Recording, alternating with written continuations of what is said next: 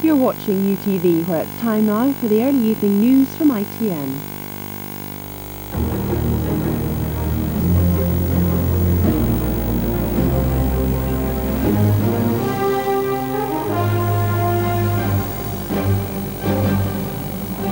From the studios of ITN, the news with John Suchet.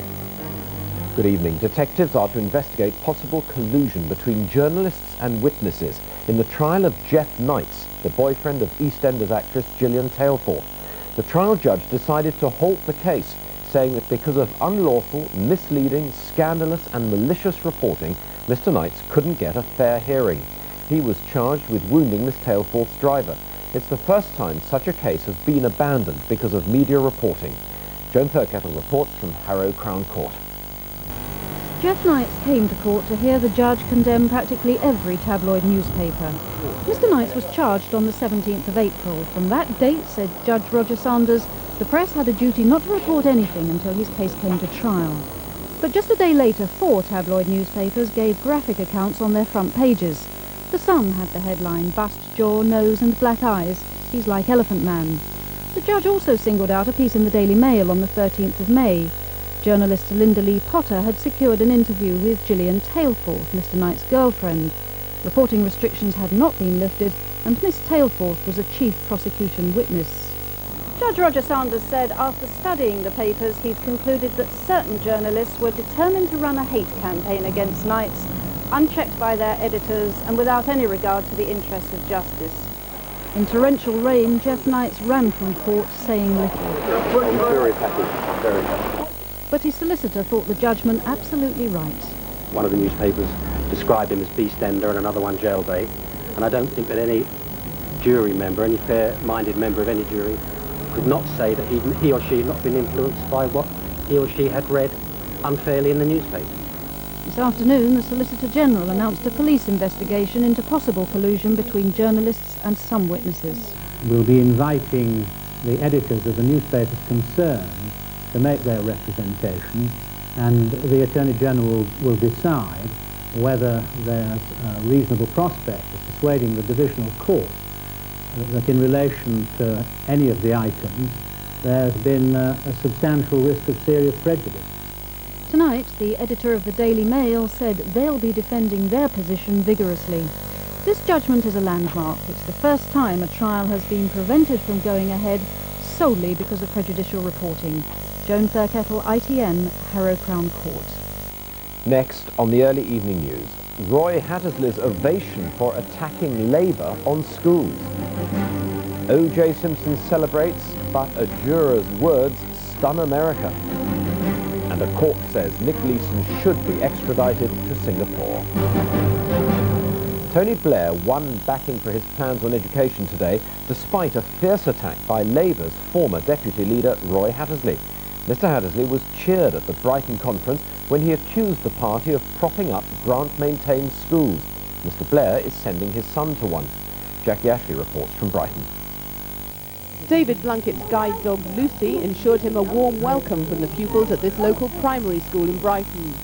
But his refusal to abolish grant-maintained schools guaranteed the education spokesman a rough ride at the conference a few miles away. Tony Blair had incensed many supporters by sending his own son to a grant-maintained school. And in the debate, the former deputy leader, Roy Hattersley, provoked the first real passion of the conference.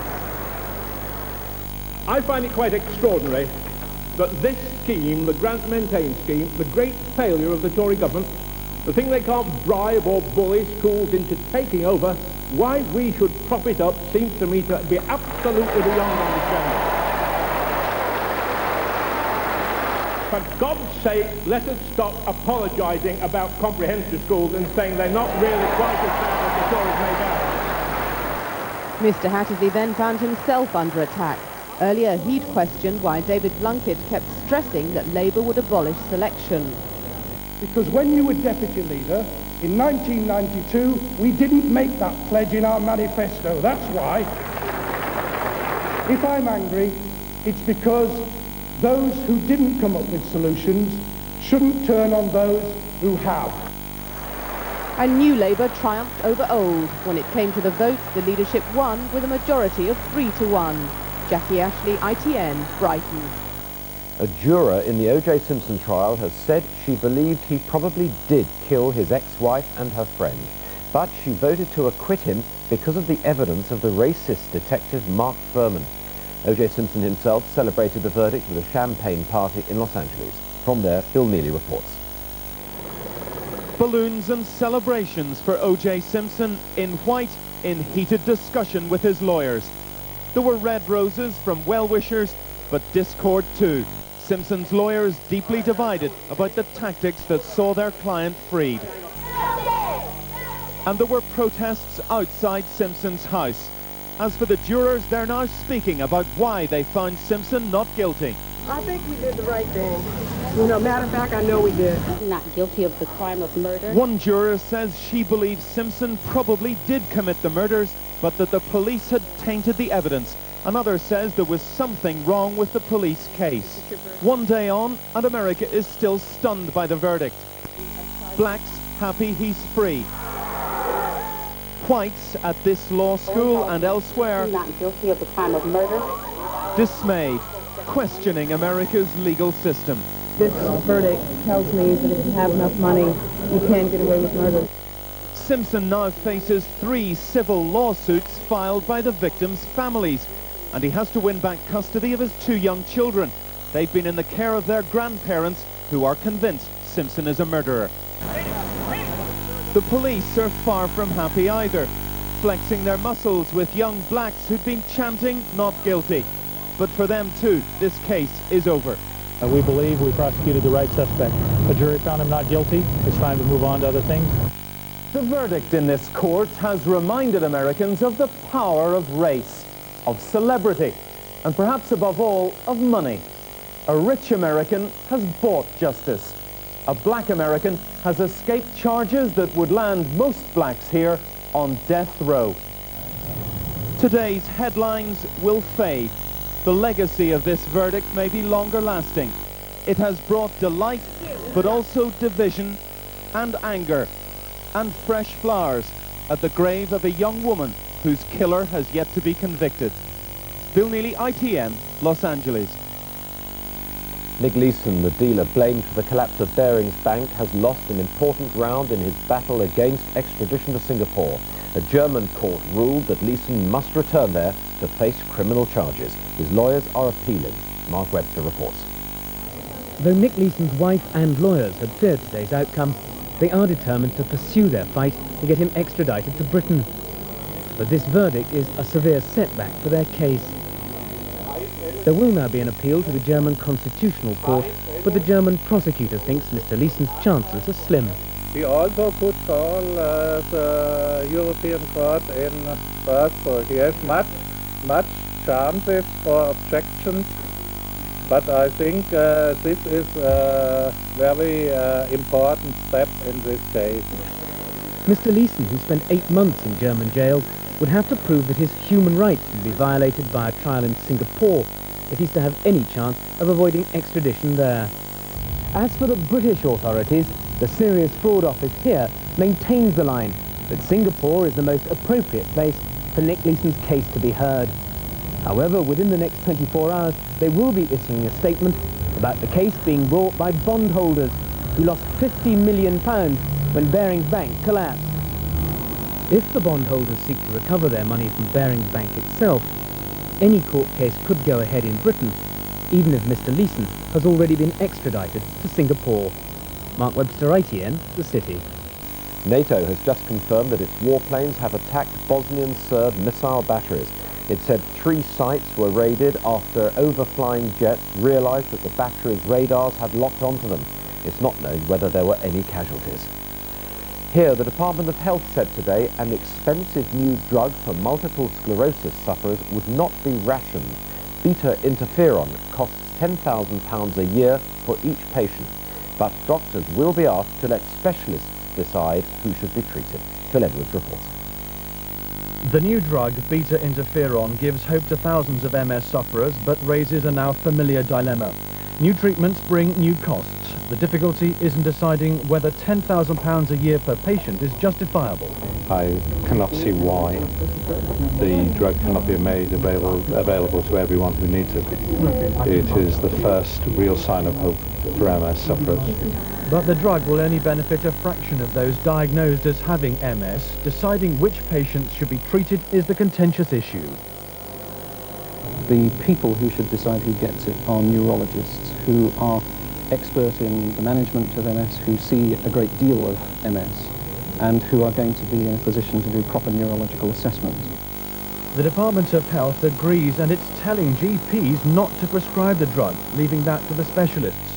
But the concern is that in the future, with money an inevitable factor, the treatment might not be available equally in all parts of the country. The government was today urged to clamp down on battery-style puppy farms.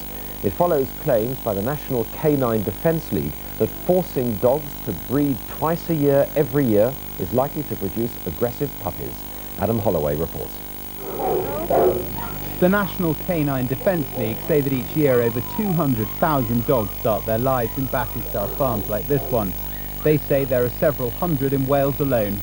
We saw no evidence when we did our undercover work that they're ever exercised, that they ever see the light of day. They are bred to exhaustion twice a year. The lucky ones are dumped outside local rescue centres when they have reached the end of their breeding life. The unlucky ones often meet a far worse end.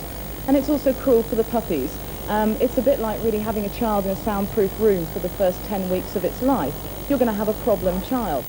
So he's just 8.5 weeks old. Puppy farming, as opposed to careful breeding, is causing concern amongst vets. This is a puppy bred in Wales, probably sent via a dealer to a pet shop in East London and bought by my client. It's certainly got some problems. It's got bad ears, but in some ways this one's rather lucky. Many I've seen recently have had severe enteritis, and we've even had deaths. The charity says anyone wanting to buy a puppy should buy it from a specialised breeder, and only buy a pedigree puppy if they can see it with its mother first. Police are questioning two men after seizing capsules of the sleeping drug temazepam worth around £8 million. The capsules, which are widely abused by addicts, were found in a lorry on an industrial estate in West London. Our Home Affairs correspondent Harry Smith reports. It's the latest in a series of successful hits against temazepam dealers, and by far the biggest haul of the drug so far. Loaded onto a lorry parked in West London, undercover police found 2 million capsules. It's believed they were destined for the streets of Glasgow, where addicts melt them down and mix them with other drugs. It's a lethal cocktail, thought to be responsible for at least 2 deaths a week. It is a huge quantity. It's 200,000 kilograms in weight and 2 million tablets. Now each tablet has a possible street value of £3 to £4, so you're talking around about £7 to £8 million worth of street value drugs. It's a large consignment. Temazepam is commonly prescribed as a sleeping pill, but because of its widespread misuse, the government recently announced new restrictions on its sale. 2 men are now being held by police as a result of today's seizure. It's 150 years old and useless, but today someone paid £176,000 for it. It's a piece of one of the world's earliest computers, which was only expected to fetch a third of that price. Chris Roberts reports. Powered by hand, weighing 3 tons and containing more than 4,000 moving parts, the world's first computer is a technological dinosaur compared to its modern-day counterpart. Designer Charles Babbage ran out of money before completing his calculating engine project. This reconstruction in London's Science Museum built more than a century after Babbage's death. Auctioned today was one of the few surviving parts of the machine's prototype, a crude device but 150 years ago revolutionary. When you look at the little pocket calculators we have today, which do so much more in a fraction of the space, it's remarkable. But at least you can see this one doing it. If this were complete, you could watch it working, you could see it adding up. You can't do that with a pocket calculator. It's just a mystery that comes out in a little LED display. £160,000. Computer history was sold to Australia's Powerhouse Museum for 3 times its estimated price. Although the museum's buyer was impressed with his purchase, the auction house wanted its commission worked out using new technology rather than the original. Chris Roberts, ITN, Central London. The main news is that a judge halted the case against Jeff Knights because of what he called unlawful and malicious reporting in some newspapers. That's Wednesday's early evening news until 5:40 tomorrow. Bye-bye.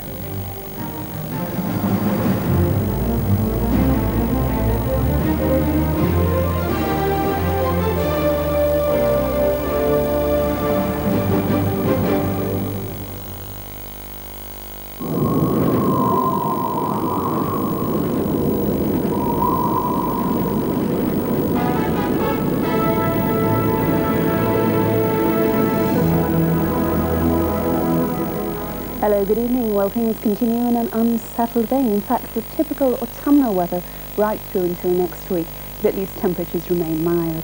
Turning to our Met Office wind flow charts here helps explain things more clearly, and we see over the next few days low pressures never too far away from the country at all, driving fronts through, and those fronts in turn giving us rain. But at least the winds are from a southwesterly direction, which is a mild one. Now back to tonight, and it's very much a case of those showers continuing along western coasts as well as the south. Some heavy, even with the odd rumble or two of thunder thrown in. Elsewhere, dry, clear spells, and no problems with temperatures, though a touch cooler than last night. Winds remain strong in the far north. On to tomorrow, we get off to a much brighter start than today. Some sunshine breaking through. Again, we've got those showers in the west as well as the far north, but during the day they tend to fade away as they filter through the country.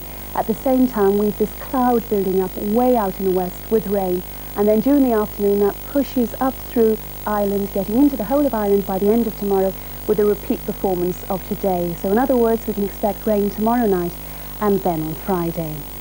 With our temperatures tomorrow, a high in the southeast of round about 18, that's 64 Fahrenheit, more like 14 or 15 further north, 14 is 57. As far as the winds go, certainly less strong down in the south, but strong there in the north still, and getting even stronger tomorrow night with the arrival of that rain we're expecting. That's all from me for the time being. Join me if you can right after news at 10 tonight. Here's the weather summary.